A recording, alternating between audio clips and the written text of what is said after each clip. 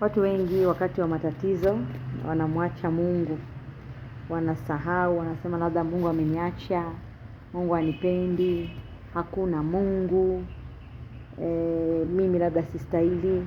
Lakini kiukweli matatizo lazima yawepo, tupite kwa utukufu wa Mungu. Na hata kama unapata matatizo usimwache Mungu, bado unaweza ukamwamini.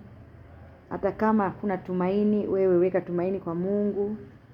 Hili somo nilishaliongea tena, lakini leo ninalirudia kwa sababu watu wengi wana shida katika kumwamini Mungu.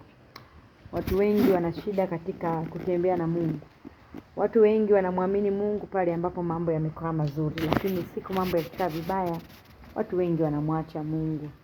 Wanasema labda kupoteza muda tu, kumwamini Mungu ni vitu vya namna hiyo. Lakini kiukweli lazima uamini Mungu, na mapito lazima yawepo, majaribu lazima yawepo, lakini wewe kaa na Mungu. Unapodumu katika Mungu unafanikiwa, unapokea, unaponywa. Unapokaa katika Mungu unakombolewa, unafunguliwa. Unapokaa katika Mungu milango yako ya baraka inaachiliwa. Na wakati mwingine Mungu anatuma majaribu ili kupima imani zetu. Basi Mungu akusaidie ukae sawa. Sawa? Kwa heri. Bye bye.